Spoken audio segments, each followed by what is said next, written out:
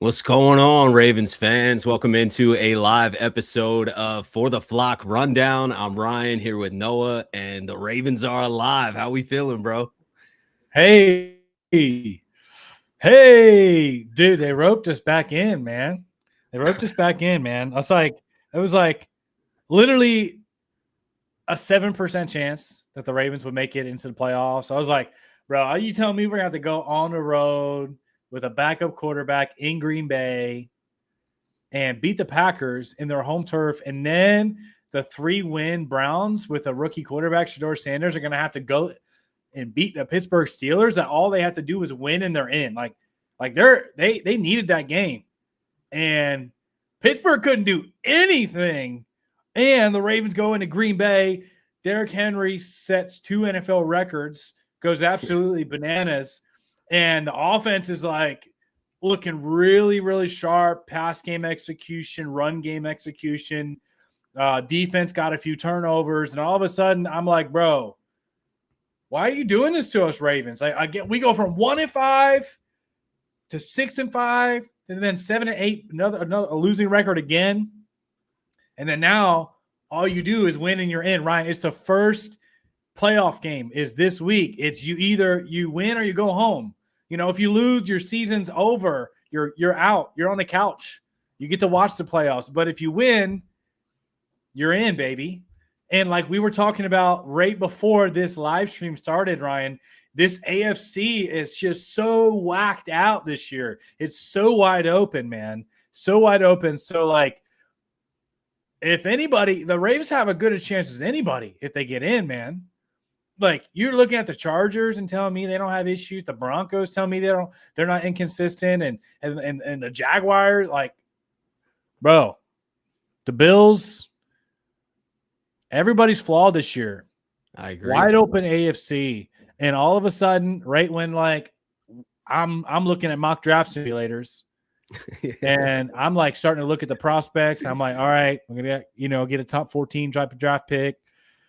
Look at free agency, look at the salary cap.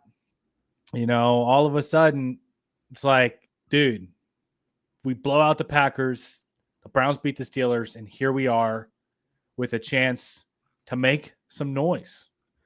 How are you feeling, Ryan? Dude, incredible, honestly. Like, we were down and out after that New England game, especially the way we went out in that New England game, having a double score lead or 2-possession lead and not giving Henry the ball the last however 10, 12 minutes or whatever it was. Like, yeah. And then losing that game and then needing help from the Browns. Like, I was like, man, this is such a long shot. Like, not only did we have to beat the Packers without Lamar, but now you need the Browns to win. It just felt – it was a long shot. Let's be real. It didn't just feel like a long shot. It was a long shot. Yeah. So, I'm feeling great, man. I don't know. We'll just 1 week at a time. I'm not sitting here making Super Bowl predictions or nothing. Like, we got to beat the Steelers this Sunday. This is it.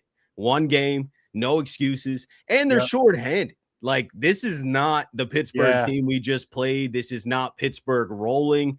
They will not have DK Metcalf. Nope. Early reports saying TJ Watt's a long shot. We'll see, though. I mean, practice will tell everything this week. But we do know DK and Darnell Washington will not be out there on Sunday. And they're if you basically their top 2 receiving threats. Yeah, DK by far, he torched us in week 14. And like, we don't have to deal with that. Yeah, he takes away like the deep part of their passing attack. And speaking of the defense, real quick, we'll just go there a little bit. I'm not to start on a negative note, but they scared me a little bit in that Packers game. So I think going against a shorthanded Steelers team is actually really helping us in this situation, because DK Metcalf tore us up weeks ago. And then also, if you watched how that secondary played against Green Bay, it's like, oh, thank God DK is not in this game, because that's the type of guy that could really, is going to get 100+ and just be a nightmare for us. Diggs did it to us 2 weeks ago. So you got these top guys that are going off, and now the top talent is Vontez Scantling, Thielen, Freiermuth. Like, you saw how limited they were. Scotty Miller. I don't even know who Rodgers trusts. Did you watch the Browns? We were texting throughout the Browns game, so I'm sure you watched it I closely. watched most of it.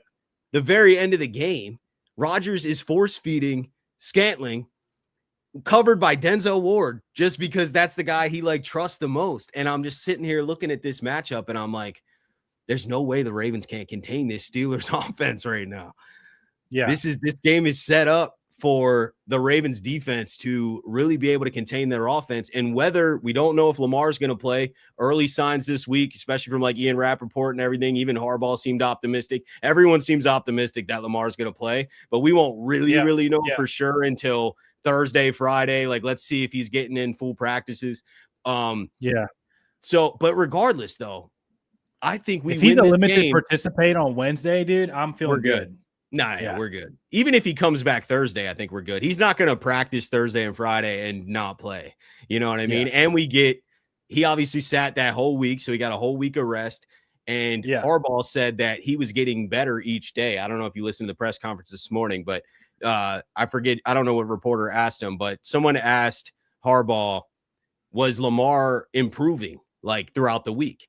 And he was like, yes, the contusion was really bad in the beginning of the week. And then every day it was getting better and better and better. And then Lamar was in for treatment today. So it's like he's aggressively trying to get back. I'm optimistic about that. But my point is, regardless, I just think as long as our defense can contain this shorthanded Steelers offense, we'd be okay with Snoop or Lamar. Like, I just really I don't think that our offense is going to be the issue as long as you keep feeding this guy, right? I mean, the Hall of Famer stepped up, 216 yards, 4 tutties, 3 in the first half with a hat trick. I was like, oh my goodness, 36 carries, and it's a career high for Derrick Henry. He's never even got that. He's never got that many. Any average 6 carries, or I mean 6 yards per carry on 36 carries. When have you seen that type of average with that type of volume? That's crazy, man. Go. I'm feeling good. I'm feeling good too. Dude, you know what I loved? Ryan, we've been talking about this all week, man. Or I'm sorry, not all week, all year. I've been saying, please, please, please, please stop taking Derrick Henry off the football field every third down. Every third down. Completely wipes the threat out of him touching the football. And then you see Tyler Huntley comes in. They simplify the game plan. They don't call any deep shots. Everything is like 10 yards and below. Quick like the longest completion was the out route to Zay Flowers in the end zone. That was like maybe like a 12-yard pass or something, right? Yeah, Huntley averaged 5.4 yards per throw. Yeah. Yes. Yeah. Dude, like they said, let's run Derrick Henry like crazy, and let's keep it simple and try to pick up some quick third down conversions. And let's even on 3rd and 5, 2 different times, 3rd and 5 plus, they handed the football off to Derrick Henry like nobody was expecting that. But whenever you take him off the field, that completely eliminates that threat.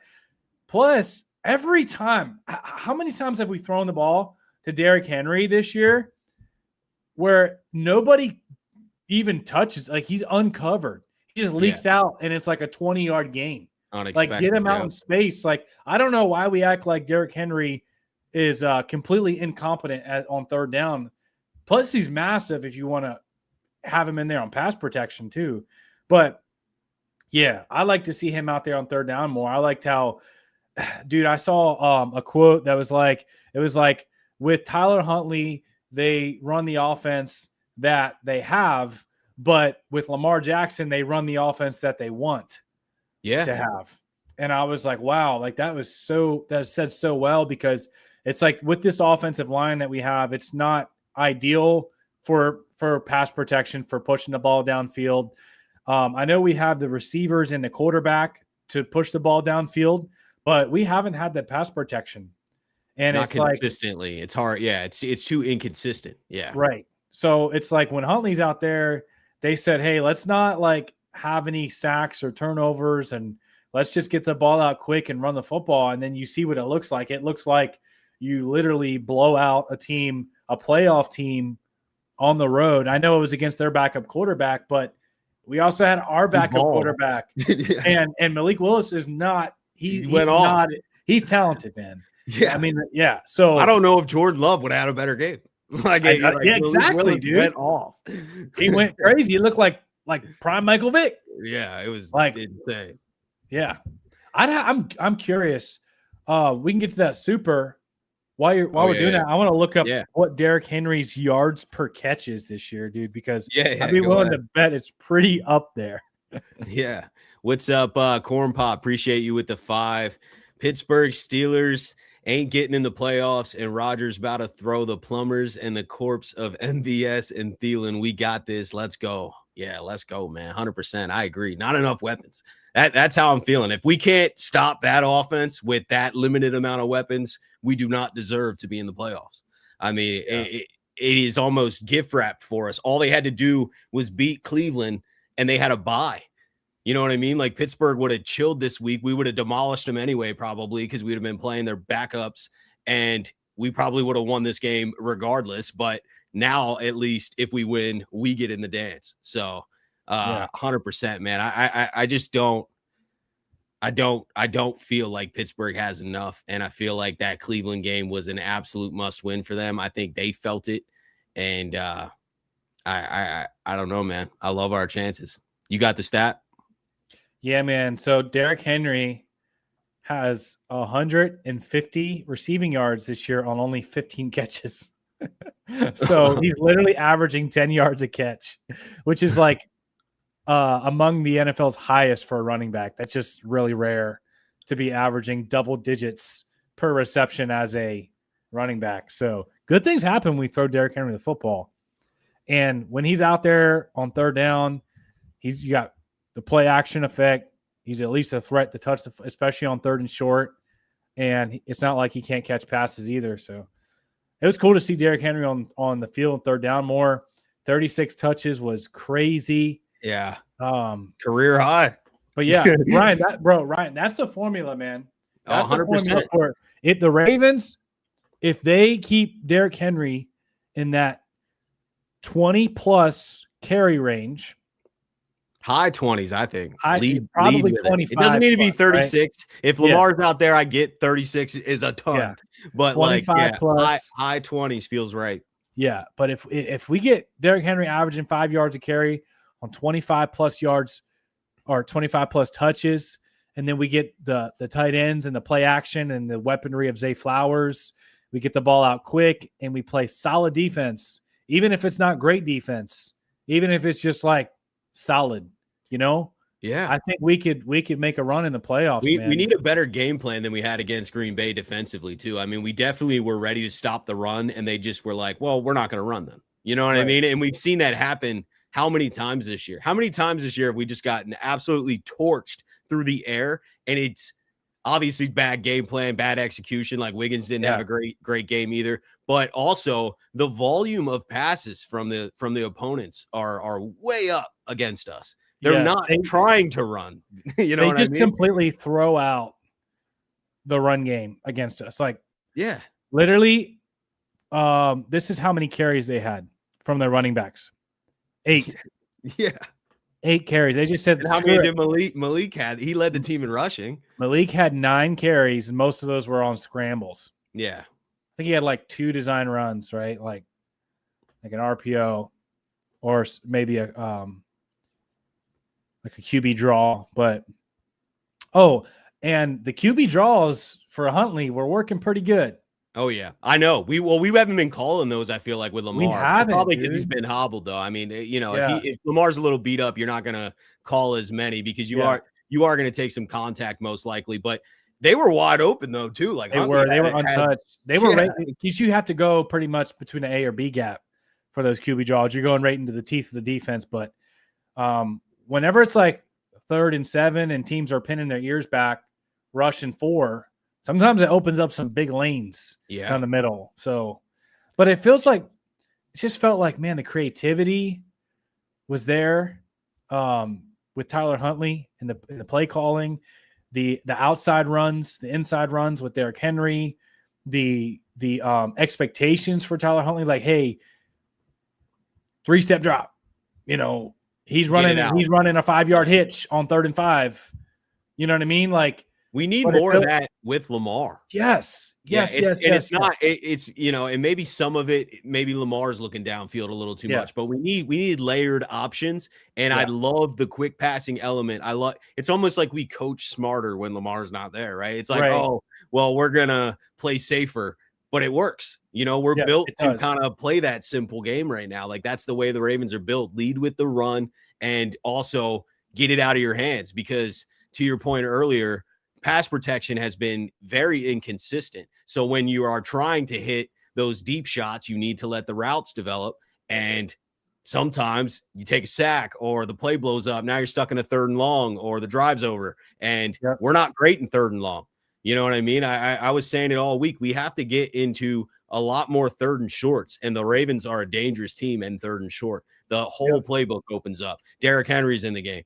Like, if you're 3rd and 4, 3rd and 3, 3rd and 2, good luck, man. And we probably going for it on 4th down if we're not like deep in our own red zone or on our side of the field. So like, you everything opens up when you're in 3rd and short. And I don't know how you don't get into a lot of 3rd and shorts by taking those quick little 5-yard throws to the tight end, or just running Henry early and often, 1st, 2nd down. Like, how do you not? You're getting 3-4 yards. You're going to be in a lot of 3rd and shorts. And then that keeps the drive churning. What was the time of possession? 40 minutes to 19?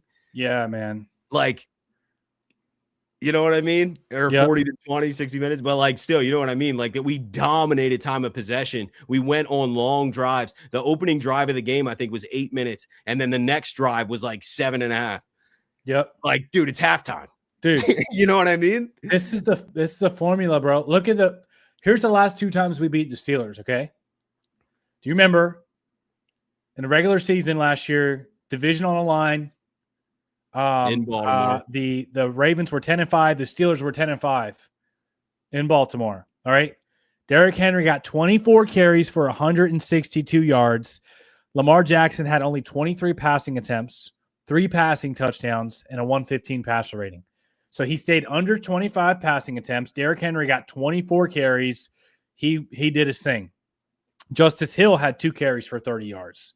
So we had in that game between Zay Flowers, Rasheen Ali, Mark Andrews, Justice Hill, and Derrick Henry, well over 30 carries. And then we stayed under 25 passing attempts. The second time we beat the Steelers in the playoffs with everything on the line, Lamar Jackson, 21 passing attempts, 175 yards and 2 touchdowns with a 132 passer rating. Again, Derrick Henry got 26 carries. Lamar Jackson had 15 carries in that wild card round. So we ran through when we had to and was super efficient with Lamar 2 touchdowns and a 132 passer rating. So let's do that, man. Let's keep that going. Like, that's our formula for success. Like, even the players like Ronnie Stanley is like, hey, and Kyle Van Noy and these veterans on these, like, hey, let's not get away from our run game. Like, because I think sometimes we get impatient and we get greedy because we know anytime Lamar drops back, it could be a scramble 50-yard touchdown bomb, making time. Yeah. In a strike downfield to Flowers or Andrews, or like, we've seen that happen many times. So I think sometimes we get greedy and impatient, like, oh, let's get some points, let's get an explosive play. But I love the methodical drives down the field. We're built like that. Yes. We're built like that. Our offensive line's not going to hold up to just constantly be dropping back, shooting shots downfield. I'm not saying never take a shot. Yeah. It's just, if we play simple and safe like that, and I know it sounds like weak, but that's just how that's our strength right now. Like, that will work. You know what I mean? And you just can't, and hold on to the ball. I mean, that's ultimate, right? We had no turnovers in the Packers game. That was huge. And then they gifted us. They gifted us too. I don't even think our defense caused those. I guess the pick maybe because Roquan hit him and he dropped it. But like, it's a dropped ball. That's an interception. And then the fumble was just an error on the center snapping it with miscommunication with Malik. So like, our defense didn't even really force him, but we took the opportunity and capitalized. And then the Marlon offense. Humphrey's interception was a nice catch. That wasn't an easy catch to make.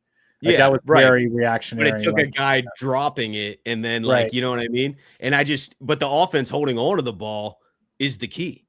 I don't know Right. how many games we're going to lose if we have 0 turnovers on offense. I Not agree. many. I 100% agree. If the Ravens aren't their worst enemy, they're pretty dangerous. 100%. 100%. But yeah, man, like a 34-17 win in the playoffs, 24 carries to Henry, and a 28-14 victory against the Steelers was 26 carries for Derrick Henry. You know, that's the formula, bro. 100%. 100%. Let's get to a couple super chats we got here. Appreciate you guys for coming through. At least we got some positive something. The energy's a lot better this week. I feel a little down and out last week. You guys are still here, but appreciate you guys. David, with the 2, appreciate you. Who do you guys want to host in the wild card? That's if we beat the Steelers. We would be hosting a playoff game as the 4 seed. And I went through this today in my video. Let's talk about it, Ryan. We were talking about it right before we went live. Yeah.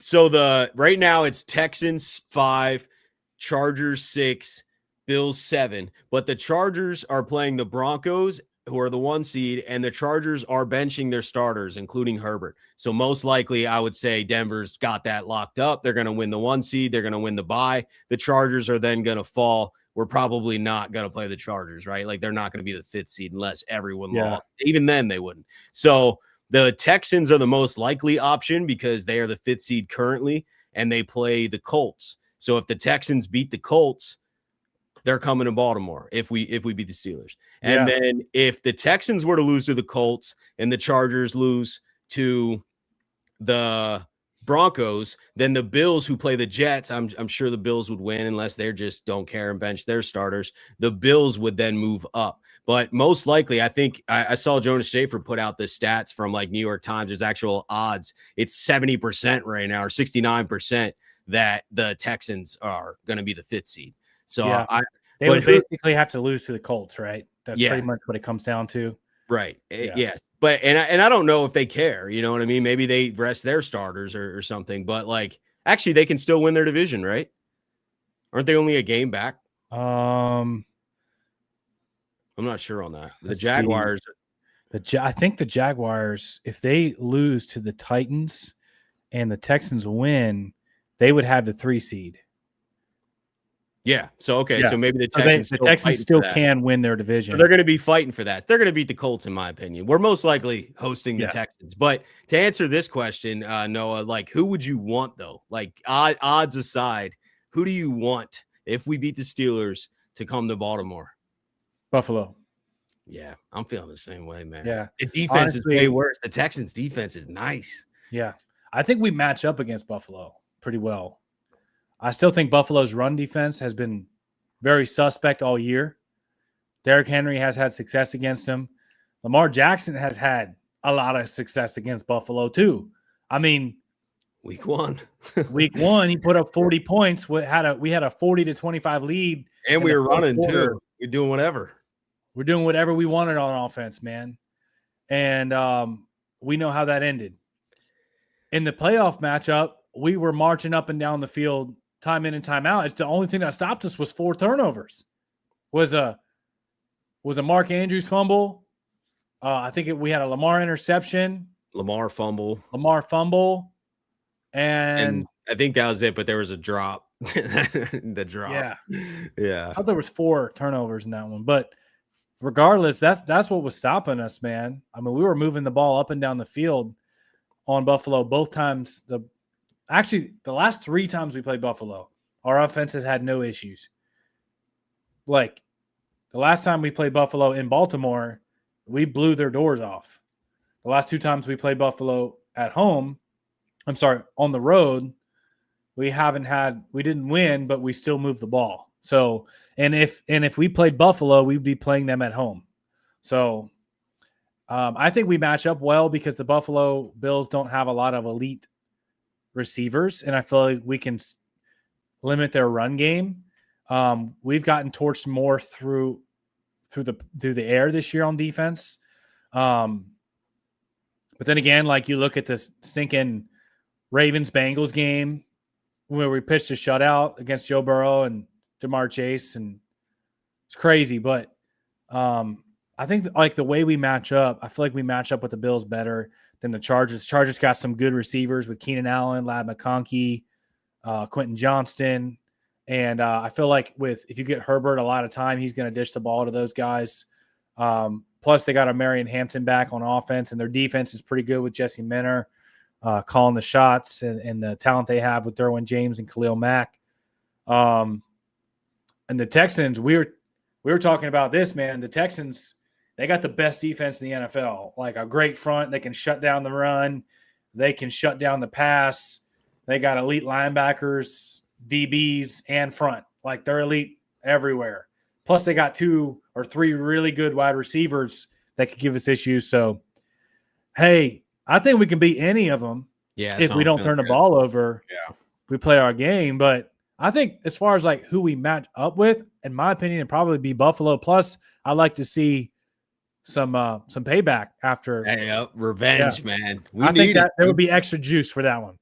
I agree. In Baltimore too. Yeah. Like, 100%, man. And two, like, this is a little broad narrative, but like, don't you feel like after everything, and I could be totally wrong and we lose to the Steelers and then it is what it is, but like, don't you feel after everything that we've been through, the fact that the Ravens even have a chance is like the ultimate wake up call. Like don't blow this. You know what I mean? Like, it's just like you were down and out, man. I just feel like you're about to get the best version of the Ravens. But I said that a couple weeks ago, too, when we played Pittsburgh and they ended up beating us and we looked sluggish. But I just feel like this got robbed by that Isaiah Likely no touchdown. That is true. But, yeah, no, 100% we got robbed. But we also had an awful first half. And like, our, DK tore us up. And we still didn't play like a great complete game. And I just feel like you're going to get the best version of the Ravens down the stretch. And I want to get to these other super chats we got rolling in here too. Corn Pop, feel like Fa'alele isn't a pass protection type of guy. Huge dude. His run support is strong.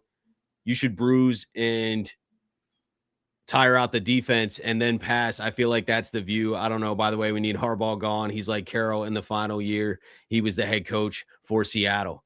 Appreciate you with the super chats, Corn Pop. Yeah, I mean, Fa'alele has struggled and been inconsistent all year. But to give the whole O-line credit right now, they are run blocking their butts off, man.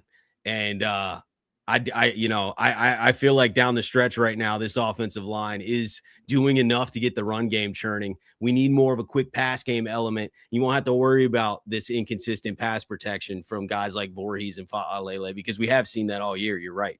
No doubt. He's a lot better leaning on guys than he is dropping back. That's for sure.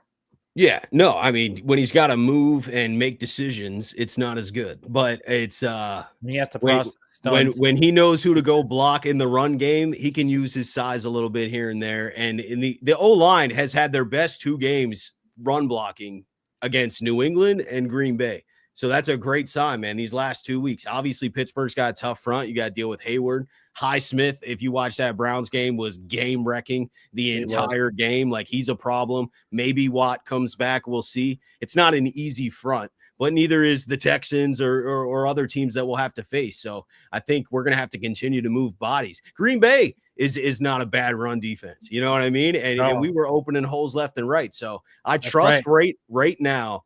I do trust this O-line to run block. I know that sounds crazy because we've been inconsistent. I don't trust them as much to consistently pass protect. That's why I think we need to stick with this simpler game plan. Maybe not as drastic if Lamar's back. You can take more shots, but have a dose of this simple, quick passing game and lean on the run heavy regardless of who's in there. And I think the Ravens will be fine, man. Yeah. And I agree. Man. 100%. Yeah. And what do you think about we're the last game, because there's no Monday night games.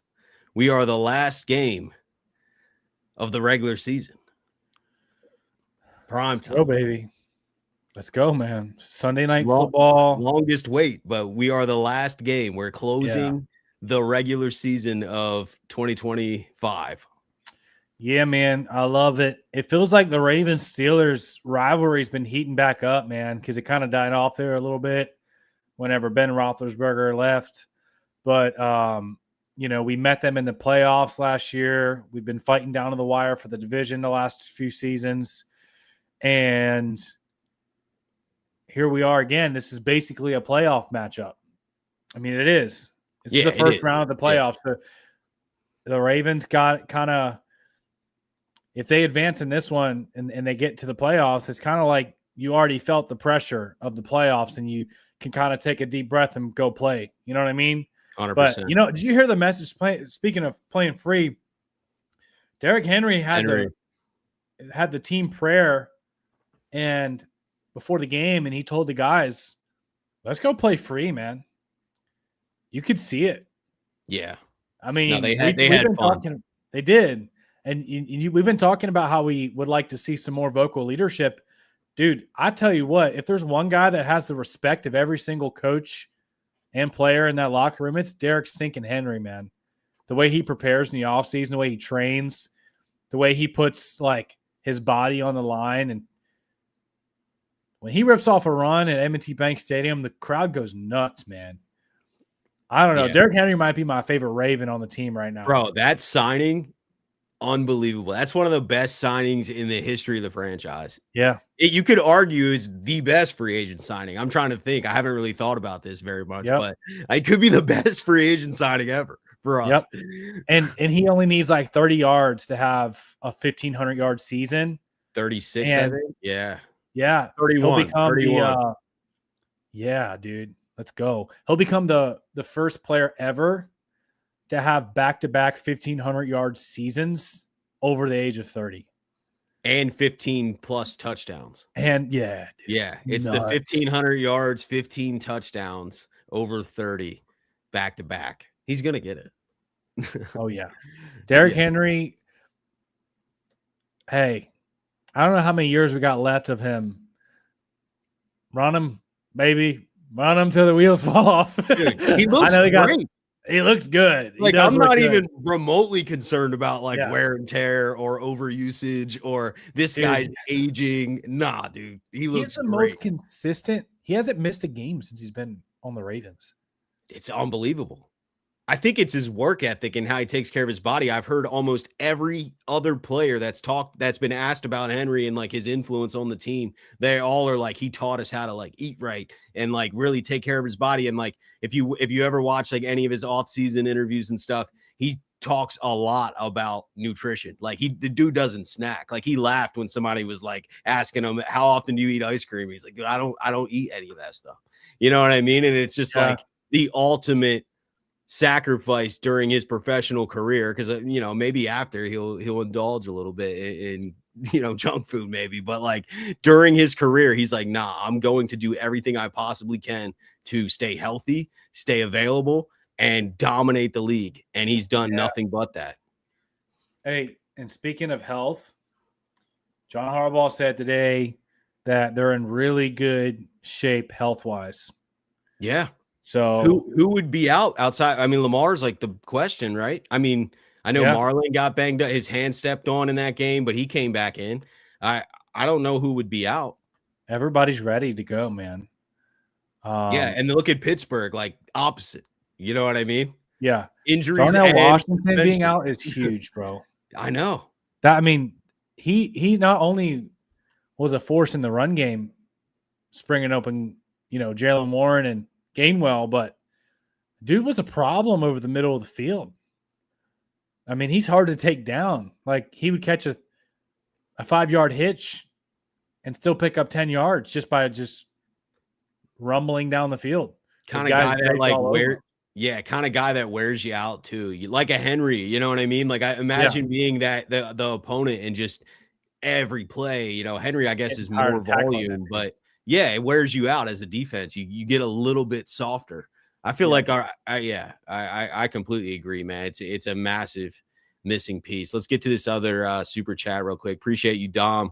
Do you think Calais will become available? You got any thoughts on this, Noah? I guess he'd have to get released, right?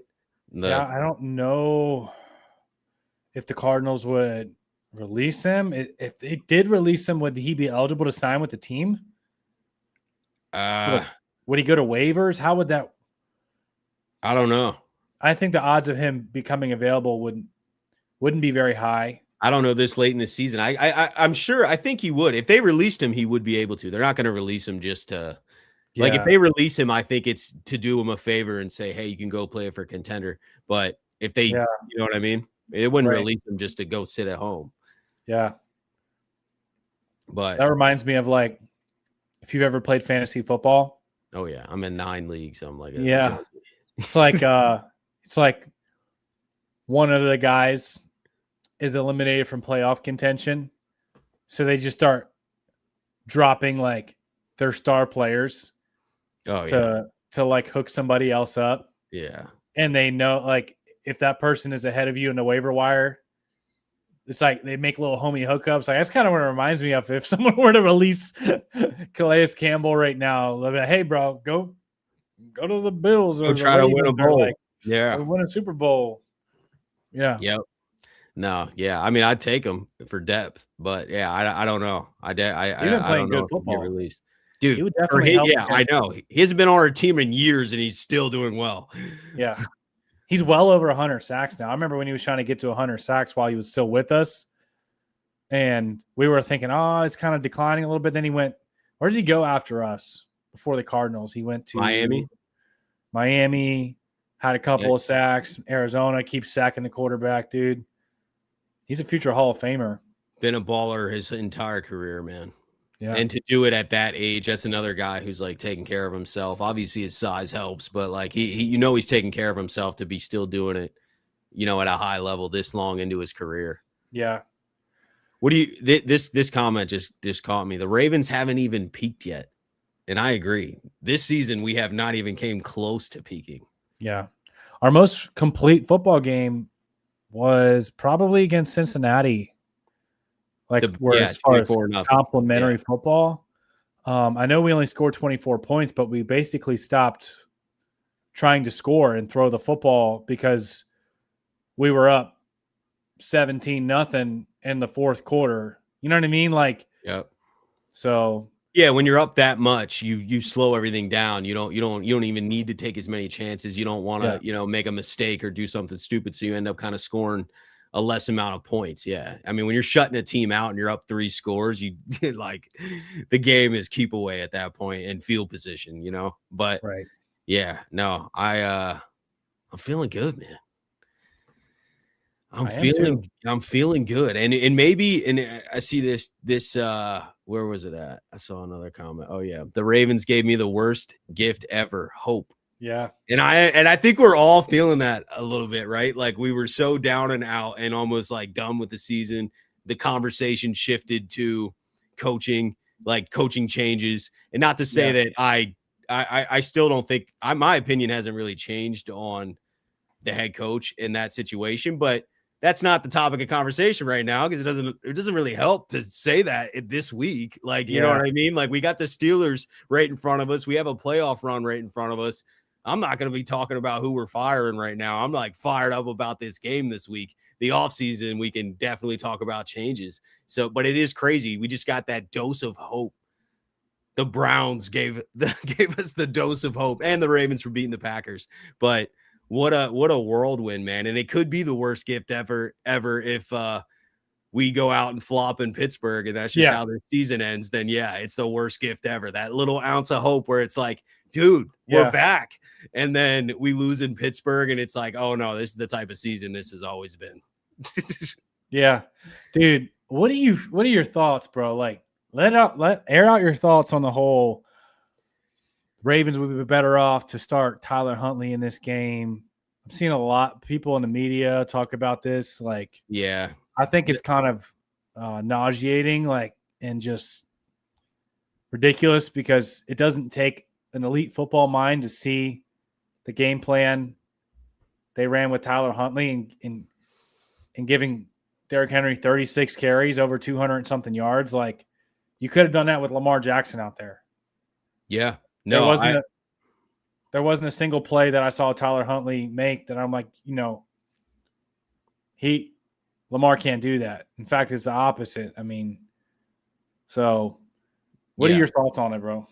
My thoughts are, first and foremost, I love Snoop, and I think he's playing the best ball of his entire career. So I by no means when I say this am I like putting Snoop down. I want to sign Snoop. I mean, if he gets an opportunity to start, I'll be applauding him somewhere else. But like if he doesn't, I want him as our backup. Like I want Snoop 100%. on this team, and he's earned that, man. Yeah, no, 100%. But Lamar's the guy, and it's not even close. And it's to your point. It's what you said, man. We play a simpler, smarter game plan when Snoop's out there. So it seems like, if you're just kind of looking from a distance or look at the outcomes even, which is crazy to say, but like we turn the ball over less and like we're just a little bit smarter and more efficient in areas, and we're not getting sacked as much and we're not throwing an interception. And it's because of the game plan. It's because of the quick passing element. You know what I mean? It's hike and get it out. Find the open guy,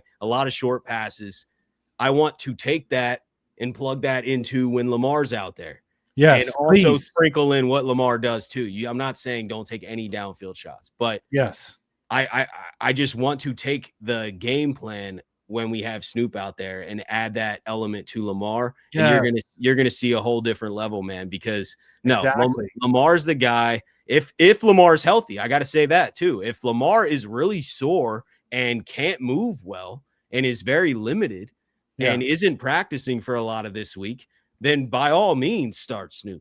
Right. Like I'm not saying put 50% Lamar out there. Yeah. But if Lamar's like 80 or more, dude, yes, it's got to be Lamar. And this is the 2-time MVP, man. Like people are forgetting. There's this recency bias. The mainstream media, it probably started with the freaking Baltimore Sun article. The mainstream media went left on Lamar, man. And this is the time where you do wish he kind of had an agent, somebody working, a team working to control the narrative. Because believe it or not, that is what's going on all the time, man. Like players who have agents and really big teams can control the narrative. They will pump out media articles. They will call different places and tell them what stories and feed them information so that the narrative changes. Lamar's chilling, like, you know what I mean? And then the talk gets crazy.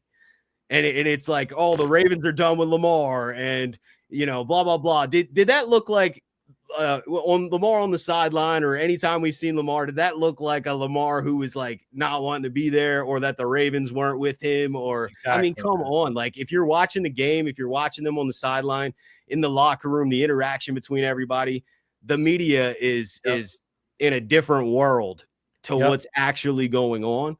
Every single player on that Ravens roster knows when they have 8 out there, they have a chance to win any game. Yeah, dude. And we can go on a Super Bowl run with Lamar with all the inefficiencies and mistakes and everything that we've had this season, the coaching blunders, even with limited coaching in the playoffs. It's possible. You know what I mean? Like, I'm not sitting here saying we're going to win the Super Bowl, but it is possible when you have Lamar out there. It is possible, man. I've seen Lamar do things on a football field that I've never thought I'd see. I mean, I've seen him turn like a 15-yard sack into a 50-yard touchdown. I mean, stupid stuff, But here's the thing, Ryan. If a team in the playoffs, like the Texans, shuts down your run game, completely shuts down your run game, and Derrick Henry's getting stuffed at the line of scrimmage, do we want Tyler Huntley dropping back 30, 35 times to carry us through the air? No. Heck no, dude. No. It's not that he can't. That's also possible, but Lamar is such a better option. Yeah. He is. And here's the thing. In both games where Tyler Huntley started for the Ravens this year and won this year, okay, against the Bears, 30 points. Against the Packers, 40, what 41. Was it? 41 points. Okay, so both games over 30. Here's the thing. Here it is.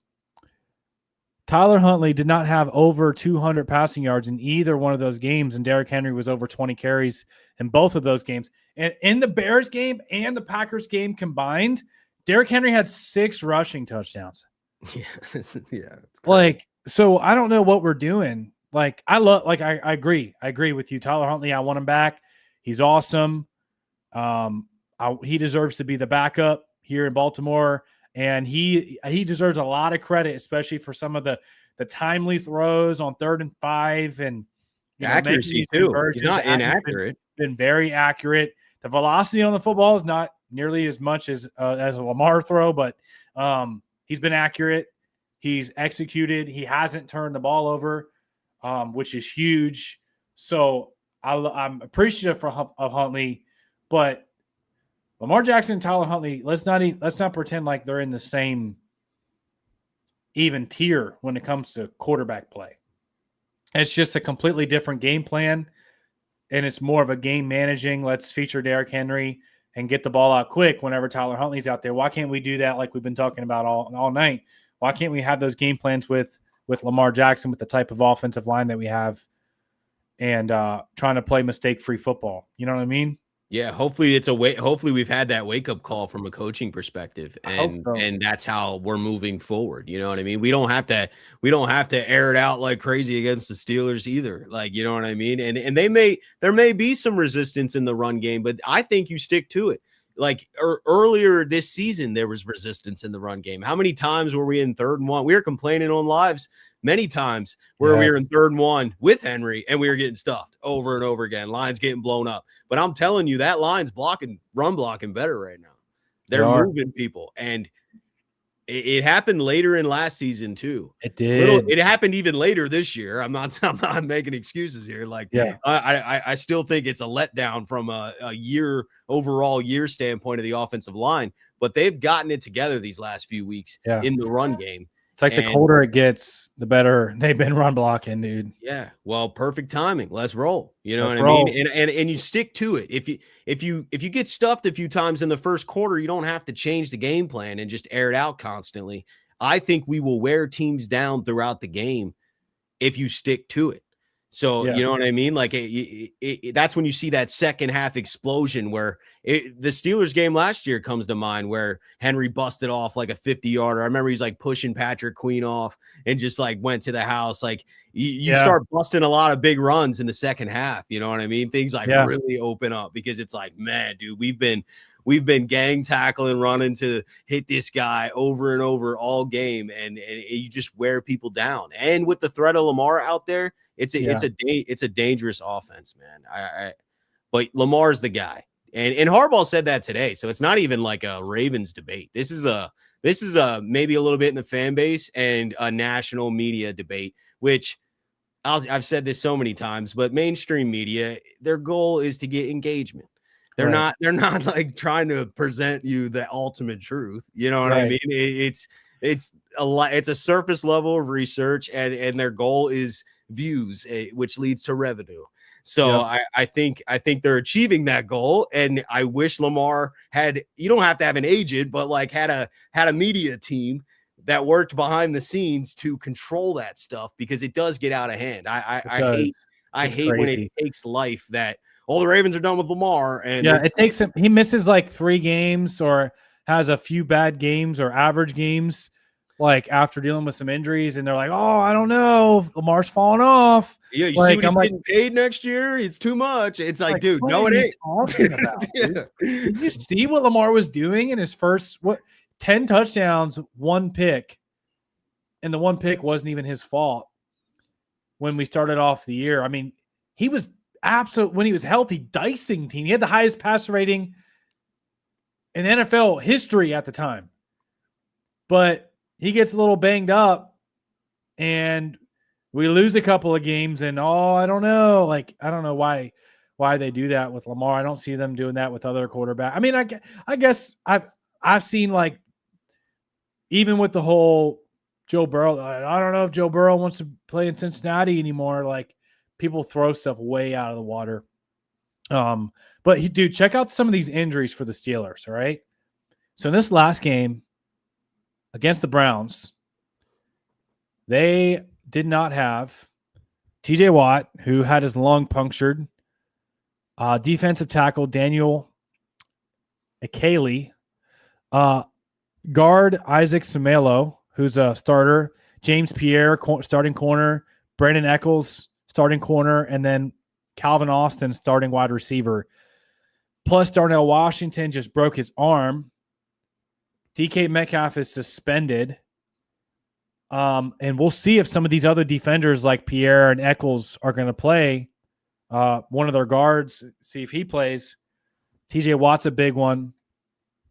But they're definitely not playing at full strength. The DK one's massive to me. DK one is huge. It's just like, especially with how our defense is playing right now. I don't know how, if you just don't play freaking deep coverage and off of guys by 10 yards, I don't know how Scantling and Thielen and these guys are going to beat you. I trust Awuzie. I trust even Marlon, man. Like against these receivers, who's eating you alive on that receiving core without DK? And hopefully Wiggins has a bounce back game because they were targeting him. He was letting up a lot in that Packers game. I was surprised. Right. I mean, you know what I mean? Like, but I don't even think the Steelers right now don't even have a receiver at the caliber of like the Packers top 3. Yeah. You know, like Watson or Dobbs or Golden. Like those guys are more talented than anybody Pittsburgh's dealing with right now. Rodgers didn't make awful throws in that Browns game. It was contested balls. Guys weren't coming down with them. They weren't making the play.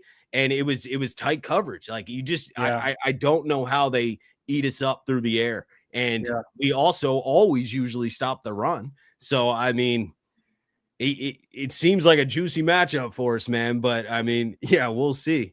We got a super chat here I wanted to get to. Appreciate you, Nick or Nikita Ross. Love this collaboration and love you guys content individually as well as together. God bless you both. God bless you, man. Appreciate you so much. Appreciate all you guys. Thank you so much for the super and God bless you as well, brother. We appreciate that, man. Thanks for the support. Big game on Sunday Night Football, Ryan. Last game, like you said, of the regular season. But just a reminder of what DK Metcalf did to us. 7 catches, 148 yards, averaging 21.1 yards per reception, bro. Like every target to DK was a 20-yard, like right off the rip, too. Wasn't the first play like a go route? Yep. On Marlon? They tested Marlon with a slot fade, and DK got him. And he's gonna. DK can get our corners, I think. Like we do struggle against top level receiver talent, and I don't think it's impossible for us to cover it. And it's kind of annoying that we do struggle that much because we do have we have a really talented secondary actually, and a bunch of money spent in the secondary. So it is a little frustrating that we're getting torched through the air like that. I wish our defense was more balanced right now. Like we shut down everyone's run game, but they just don't run a lot, and then we're in trouble. I got a stat here speaking on that DK. So with Aaron Rodgers, with and without DK Metcalf. So with DK Metcalf on the field, Aaron Rodgers has a 67.2 completion percentage, 7.1 yards per attempt, and a 99.9 passer rating. Without DK on the field, 56.7 completion percentage, 4.7 yards per attempt, and a 69.1 passer rating. Wow. A pretty steep drop off in yards per attempt and passer rating overall when DK's not there. 30-point drop in passer rating when DK's off the field. I think the Calvin Austin injury too is huge. I mean, that's basically their wide receiver too. As far as depth, he had a 30-yard go ball on us in the first matchup. Calvin Austin. We'll see if he can play, and then we got to beware of the running backs out of the backfield. Yeah. We saw Jalen Warren score a 40-yard reception touchdown on us. Coverage bust. But yeah, pretty much if you look at the receivers for the Steelers last time we played them, it was Jalen Warren after DK. It was Jalen Warren for 3 catches for 49 yards and a touchdown, which was pretty much all came from that one bust. Calvin Austin, 1 for 31. He got some separation on a go route. Kenneth Gainwell had 6 receptions for only 27 yards. Skoranek, 1 for 13. Darnell, 1 for 12. Like nobody really did damage outside of DK.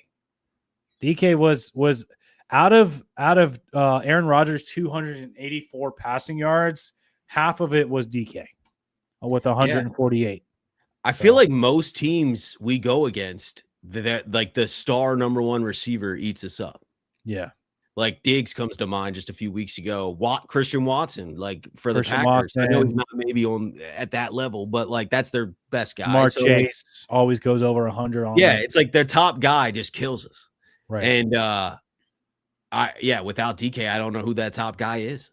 Yeah. I don't. And watching that Browns game, I'm just like, how in the world? Rodgers got to be so frustrated. I mean, like the whole their game plan completely changes too, because now you're not just ripping shots downfield. Now you're like, okay, we got to strategically just make sure we get quick passes to the backs and you know what I mean? Like there's a whole different strategy, and I could see the frustration on Rodgers' face that whole Cleveland game. You know, he'd throw one and Scantling's just not quite there, and it's just tight coverage, and he's not there. Nobody's like jumping over a corner and making a play. DK could out jump most of our guys. He's bigger than everyone we have, really. Like, you know what I mean? So they just don't have that option. I agree, man. And one of the issues we had against Rodgers, the first matchup, is we let him get out of the pocket a few times, and he would find DK downfield on the scramble balls. Do you remember that? Yep. That's another big issue. Our pass rush has to be better, and we have to be smarter with our rush lanes, because Malik Willis was extending too a little bit. And I know, and Rodgers ain't even as mobile as that. You know what I mean? Yeah. So like there's really no reason that we shouldn't collapse and not let him bounce out or juke a guy out and extend the play, roll out. Like you said, he tore us up. I remember, the first play, or one of the first plays out of the set in the second half, Rodgers did that. But this is a small detail, maybe people don't remember, but we had nothing but big boys on the field on defense on that D line. We weren't trying, like we were kind of expecting the run. You know what I mean? I think we had Jenkins and Travis Jones out there on that play. So like who's catching them? You know what I mean? Like you take care of the edge. Like Rodgers was able to extend because we got a lot of big guys out there, and it was a complete mismatch. Like we were like, oh shoot, we thought they were running. Here they are, just got all the time in the world. So no, we need to make it very uncomfortable for Rodgers. You know, this is the time where I wish we did have a Myles Garrett, because that disrupted their game plan completely. They wanted to take him out of the game, and they did for the most part, but there was a lot of times that he was running into other problems because they were avoiding Myles Garrett, and we don't really have that type of guy, but hopefully they turn it up for this one, man. There's no better time. Let's have a Mike Green breakout game, you know, not that he's had a bad year, but I'm just saying, like, this is the time to make a name for yourself in a big way. You know what I mean? The stage is not going to be bigger than this, maybe in the playoffs, but right now, this is the biggest game of the season on prime time. And this is the biggest stage all year. So whoever shows out is, you know, getting paid too. Guy like Draymond Jones in a contract year, like, have a day. Let's see a 2-sack day. You know what I mean? Like relentless pressure. Yeah. Draymond wouldn't be a better game to show up, baby. That's what I mean. And he'll get paid for it. Like Mike Green, baby. Hey, Mike Green, we've seen some flashes. How you going to play in the playoffs? Some dudes just got – all right, there's a few guys I can think of who have – like the playoff gene. You know what I mean? Like the clutch gene, where it's playoff time and they show up. And the first person that comes to mind is Isaiah Likely. Yeah, on offense. Yeah, no doubt. Isaiah Likely turns up a notch. He's Mr. Clutch, dude, in the playoffs. I think Henry is too, if we feed him. Henry, we saw what Henry's he did. Done it to us. He's done it to us, and he also did it to Pittsburgh last year. Yeah, playoffs. Yeah. I remember he did it. They were like, weren't the Titans like dominating the Chiefs too? Like smack dab in the Chiefs prime. Then they like came blazing back and won. They ended up winning the Super Bowl. But like Henry shows up in the playoffs. Yeah. Likely shows up in the playoffs. Zay Flowers, he's made plays, but he's also made some blunders. AFC Championship. Remember AFC Championship? It was 2007 after Kyle Hamilton got beat by Travis Kelce. Perfect throw and catch. You couldn't have seen a better throw and catch from Mahomes to Kelce. Hamilton was all over him. He got beat. It is what it is. And all of a sudden, stinking first drive, 50-yard line. Lamar Jackson drops back. He's got a free rusher. He ducks under him, dude. He ducks under him, scrambles around, and launches a 50-yard bomb to Zay Flowers. And we're like, oh my goodness. Like the crowd erupted. He like changed his route. Like it was like the backyard, you know, like Lamar's extending the play. Zay just took upfield. And Lamar led him back in the end zone. And then we didn't score another touchdown the rest of the game. Yep. Yeah. But he showed up. He just had that one bad mistake in the goal line, got it popped out. That was rookie year Flowers. I know at that time I was saying that too. I was we didn't get to see second year Flowers in the playoffs. That's true. Let's not forget that. That's true. We didn't have Flowers against Pittsburgh or Buffalo. Yeah, remember the receivers on that last Buffalo drive, the game-winning drive? Tom Wallace caught one. Yeah, but like who we have out there? It was Tylen, was Aguilar out there? Like Anthony Miller caught one. Yeah, Anthony Miller. Like it was a limited group because Bateman got banged up right before that too. Yeah, he was out, and then likely showed up. Andrews did not. Andrews did not. Hopefully he does though, man. I'm not rooting against him. You know what I mean? I gotta see, dude. You gotta see Mark in the playoff. Show me that's something. That's what I mean. Baby. Bounce back. Yeah, Something. I get the trust isn't there, and it's not with me either. Like I get that, and everyone just fries Mark Andrews, and I get it. I get it. Like, but also, I'm rooting for you, man. Like, I hope you go out and dominate. I hope you catch every ball. I hope you like. I'm not Mark rooting Andrews against has a 4 touchdown playoff game. Yeah, that's what I mean. Go ball out. I'm rooting for everybody. I want us to have as much success as possible. Like we have the opportunity to win a Super Bowl, which we didn't even think was a remote possibility. I'm rooting for it. Is it likely? I don't know. We'll see. Got to beat the Steelers, man. Yeah, dude. If we don't beat the Steelers without DK Metcalf and Darnell Washington, we don't deserve it, bro. Hell no. No. We don't. We just don't. But I have a good feeling they're going to walk away with the victory, Ryan.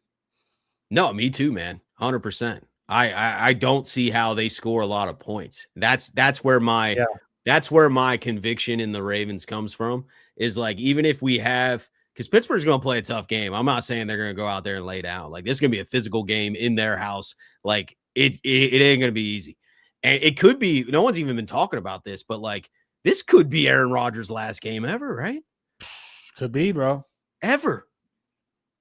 I'm not saying it. I'm not saying I haven't even seen that anywhere, but I'm just saying like it could be. So like, dude, the stakes could not be higher. Yeah, no. We're talking about the drama. 2 coaches who are the longest tenured head coaches in the NFL, who are both literally coaching for their jobs right now. Both have been rumored to be in a hot seat among the fan base, among the media. And we've heard the rumblings, right? I've seen so many Steelers fans saying, I'm tired of 9-8 Tomlin, bro. Yep. Like you have your 9-6. All you got to do is beat the 3-win Browns with Shedeur Sanders, rookie quarterback, their top weapon, and Fannon's out, and they roll over, can't get it done. Seeing so many Steelers fans, they're like, bro, we're going to be 9-8 again. Another 9-win season, but hey, he's never been under 500. Like that's been the narrative. Like, you know, he'd never been under 500 for like 20 straight years or whatever. But dude, so you got the drama between the 2 head coaches, right? John Harbaugh, Mike Tomlin, both coaching for legacy at this point and possible future job security. And then you also have the whole narrative of Lamar and the big time games and the clutch games. Will he play? Will he not? Then you have Derrick Henry and DeAndre Hopkins, who both came to Baltimore with the hopes of winning a Super Bowl. DeAndre Hopkins had bigger offers elsewhere in free agency, but he said, I wanted to play with Lamar Jackson and Derrick Henry with a chance to win a Super Bowl at this point in my career. And it's literally the last game of the season. Winner's in, loser goes home. It couldn't be bigger stakes, man. No, I love it. I love it. The pressure's on, but the opportunity's there. Like you said, like, yeah, how special would it be to like, what a story this season would be, man. Imagine watching like This America's Game and like, you know, and like you start out 1-5 and it's like, they're, you know, everyone says the season's over. Then it's the world's burning. Then you win 5 straight and the hope's back. We're rolling. And then all you got to do is just win the division games. And then we stumble through the division. We get blown out by the Bengals on Thanksgiving. We lose to Pittsburgh. Like you're stumbling. Lamar gets hurt again for like the 4th time this season. And then here we are. Yep. 1 game away. All you got to do is win. You're completely back in control.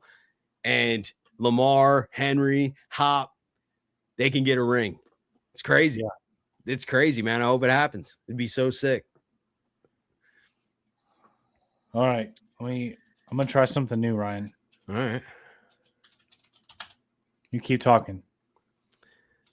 But yeah, I mean, yeah, what I'm talking about.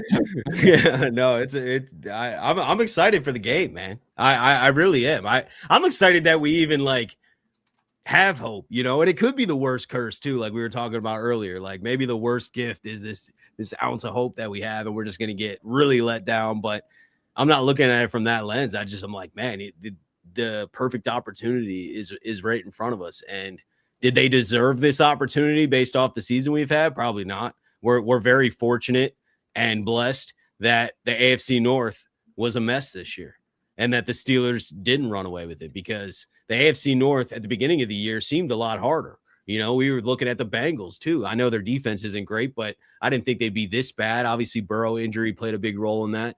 And then the Steelers fumbled their season throughout. They were a very inconsistent team.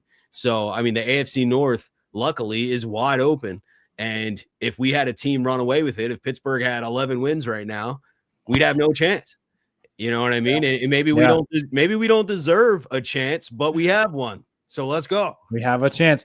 Dude, I think the Steelers losing to the Browns is just was made right by the Ravens losing to the Steelers in the first matchup, bro.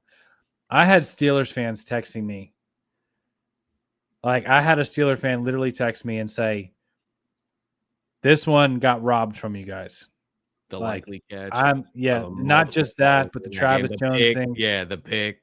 Yeah. The likely catch, though, was the obvious one. That was the obvious where we lost. Like, but there was other calls too. So, hey, what would it look like if we would have won that matchup? I guess it still would have came down to this game. Same. Yeah. Same way. Right? Well, we'd have, because if they beat us, then we'd be tied. Actually, it'd probably come down to a different tiebreaker, because when we then end up with the same division record. Right now, we only have a chance because if we beat them, we have the tiebreaker. But right. If we would have won in that game, we would have been right now. What's our record? 8-8. We would have been 9-7, right? And they would have been 9-7. Or no, 8-8. Yeah, they would have lost. Yeah. And then if we lost that one, I wonder if they still would have won the division, because it would have been a split, and we would finish with the same record, 9-8. Oh, okay. I'm looking at it now. So we will have a better division record than them. That's why we will win. If we would have beat them before, it would have been tied division record wise, but they have a better conference record. Isn't that the next tiebreaker? I think it goes divisional record. Yeah, I know, but we'd be tied. Okay, tied in the divisional record. If we would have won. Yeah. So then it goes to what? Conference? AFC? Conference. They got us. I think also it was like, I think before conference it's common opponents. But I could be wrong. Yeah, I'm not sure. I don't know. I just wondered I was just wondering what that would have looked like if we would have won the first matchup, if we could have had to win this. Yeah, right.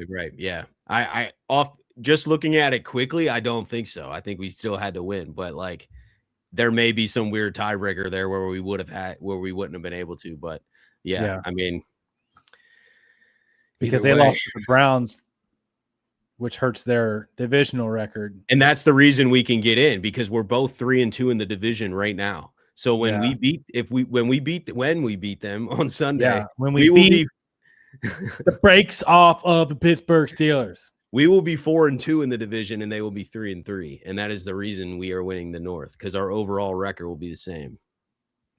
Yeah, I like it, Ryan. Yeah, let's go out and get the dub, man. Let's do it. We'll be back on here next Monday talking about the playoff match. We will be talking about the playoffs next week. Indeed. And we're not going anywhere regardless.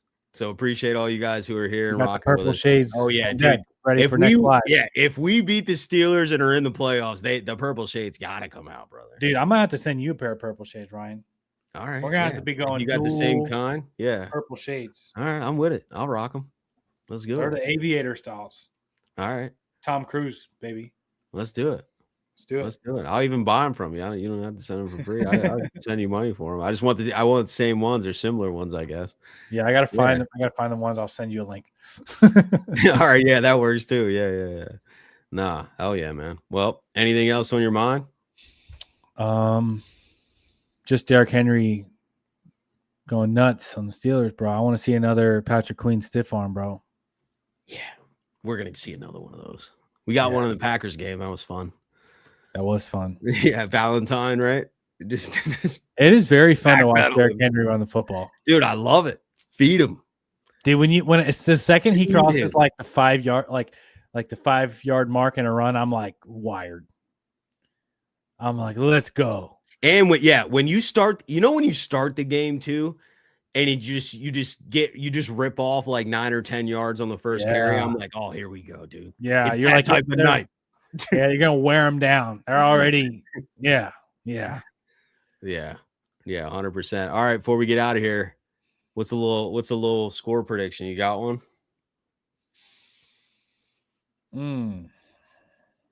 Yeah, I'm gonna go Ravens 28, Steelers 17. Yeah, I like it. Dude, I think we win by over 10 points. I was thinking 27-17, like a little uglier, like not all touchdowns, you know what I mean? But like that was my first thought, honestly. I'm gonna go 27-16 then, just to be weird. But yeah. We're getting it done. I hope it's not a nail biter. It might be. I mean, like I said, you're going to get their best shot. There's no doubt about it. They're not going to lay down. No way. It's going to be a tough game, and especially early on too. I hope we have a better start than we had the last time we played them, because we actually really handled them in the second half of that game. But the first half, what was halftime? Like 17-3. We were getting crushed.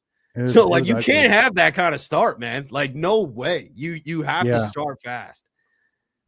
Yeah, or at least just keep it tight and close for a little bit. You know what I mean? Like even if it's freaking 3-3 at half, like whatever, but like not down 17-3.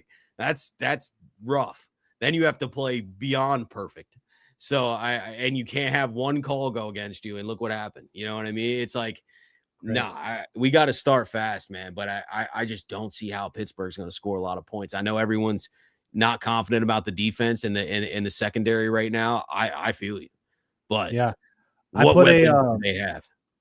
I put a little poll. That's the first time I ever did a poll during a live. All right. And I put, will Ravens win by over 10 points in Pittsburgh, which me and you both predicted a 10-point victory, right? Yeah, 11. Yeah. We got 45% yes. And we got 19% no with a 33% win, but close one. Yeah. So with 0% voting for losses. So let's go. Let's go, man. Dude, it's good all around, Ryan. It's good all around.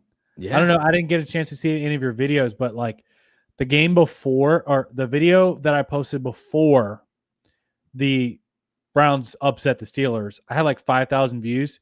And then as soon as the hope was back alive in the Browns upset the Steelers, I posted a video and I was like, I woke up and it was at 20,000. I was like, we're back, baby. The flock is back. Yeah, yeah. No, the momentum was there for sure. The momentum was there 100%. Yeah, I think mine are obviously a lot less. I'm newer. I got less subscribers, but I think I had like 10 on that one and growing. I mean, it was just not even like 24 hours ago. So it's Yeah. like 10K in 24 hours, pretty good. But Dude, Derrick Henry just yeah, the fires up momentum's everybody, there. bro. Yeah, the momentum's and the fact that like we're back in control. Who wants to sit there and hope for the Browns, like, I or know, rely dude. on the Browns? You know what I mean? That's a painful position to be in. Like, I didn't have a lot of belief that they were gonna win that game until I was watching it, and then I was like, okay, I'm all in now. Like I've never rooted for the Browns so hard in my life. I watched every second of that game. I was a diehard Browns fan for like 3.5 hours. Dude, I know. It was kind of refreshing a little bit for me, Ryan, just because I wanted to be able to root for Shador Sanders, but then I had to stop because he went to the Browns. I can't root for his success on a division rival. Except that game. Yeah. And then I got to root for him. And it felt nice to root for Shador. Because just he was like so like overlooked and yeah. Yeah. No, he looked pretty good, man. In that game. There was a couple of like silly throws, but dude was dishing. Early too, especially. I was really fired up. They made some mistakes, but right. That touchdown throw to Fannin, that one was like, let's go. And it was 10-0. And then it was like at that point, like they kept punting, but then the Steelers also kept punting. It was like just a battle of like defense and like just waiting for the clock to slowly run out. Like the watch party at John Harbaugh's house had to have been crazy, bro. Yeah, I wonder who showed up. I already said a bunch some players and coaches were there. I was just curious. I probably won't. I know. They asked him about it. Can I see the instead of the practice report, can I see the game watch report? Can I see who showed up? Who was a participant, a non-participant, and a limited participant at the game watch party? That would have been interesting. No, it's not a big deal. It's cool they even offered that, but I was just curious. Like, was it a huge turnout? Was like the whole half the squad there? Was it like a huge thing, or is it just a couple guys, or like who went? I like that, dude. I feel like that builds like camaraderie, you know, like that builds chemistry off the field. Even if it was just the coaches, like the coaches all watching the game together, they're like, oh, you see what the Steelers are doing there and there, and they're like game planning against them, like while they're watching the game, and like, you know what I mean? So the team seems together, and like there were a few moments this year looking back, like the Texans, after the Texans game was one of them, because I don't remember ever getting blown out like that. Maybe the last time we played the Texans with like Flacco, and then the players had a players only meeting, but like the team seems together. They're playing hard. They're fighting. Yeah. It's not a broken team. It's not a team that doesn't have belief that they can do it. You know what I mean? And that's important because now they're back in control. So like a team that is together and believes that they're going to go win a Super Bowl and all they have to do is just win the games and beat the teams in front of them. It's a dangerous team, man, especially one this talented too. So hopefully Lamar comes back healthy. And I think we can even beat the Steelers with Snoop. I'll be honest with you, but I think we need Lamar to go win a Super Bowl, though. You know what I mean? I agree. If we're trying to go on a crazy run here, and I just want to see Lamar back. I don't want the dude hurt. He's our franchise quarterback, man. Like I want Lamar out there. I agree, man. I'm eager to see who plays and doesn't play. Like there was a report from Ian Rappaport about an hour ago. He said Ravens are cautiously optimistic about Lamar, while it's wait and see for Steelers edge TJ Watt. TJ Watt's a big one, not just as a pass rusher, which we know he's pretty lethal, but he's a good run defender, and he's hit Derrick Henry in the backfield, you know, a few times. And I remember it. Yeah, go ahead. Sorry. No, I was just saying he defends like the RPO pretty well. Yeah, 100%. Last time we played the Steelers early in that game, Watt was screaming off the edge straight to Henry.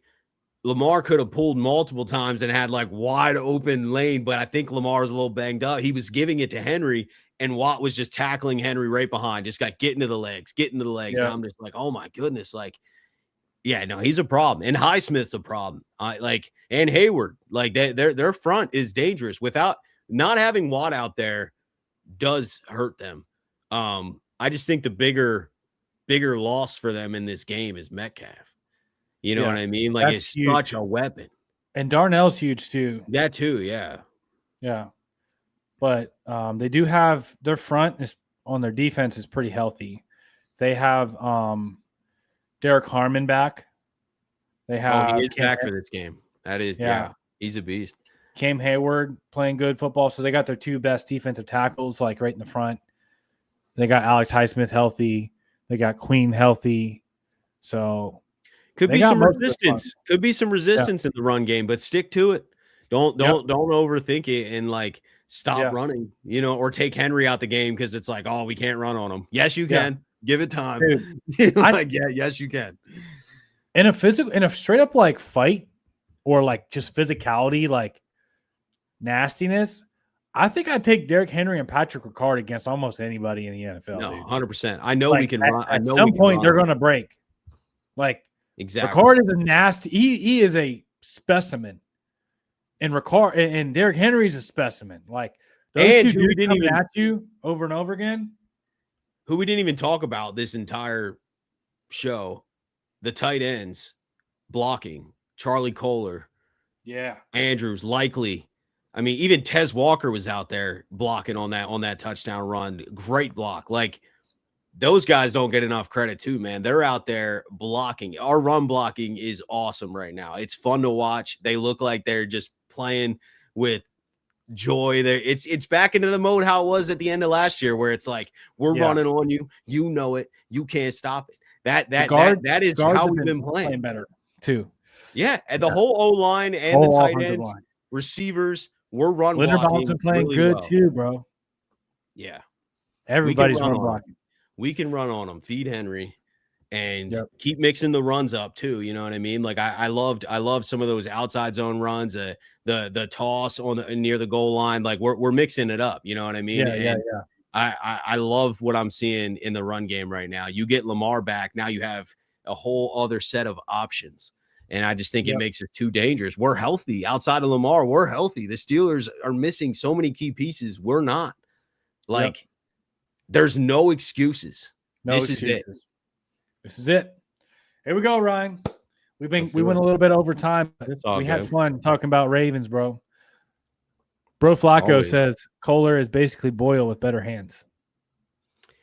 I like it. Prime Boyle is high standards, but Kohler is awesome, man. I do love that comparison. I really do love that comparison. And I'd like to keep Kohler around too. I would. That's a guy that I don't think he's going to cost a ton. I think he's just a football player, man. Like somebody that is going to do it all. I agree, and it feels like he is a good locker room guy. It feels like a lot of the coaches and teammates like Kohler. He brings good energy. So I think he broke the huddle down in the this last game in the post game. He was like giving a speech, and then Harbs was like, "Oh, I'm gonna let Snoop break it down." And then Kohler's speech was like pretty fire, and then they're like, "Yeah, you break it down." you go, buddy.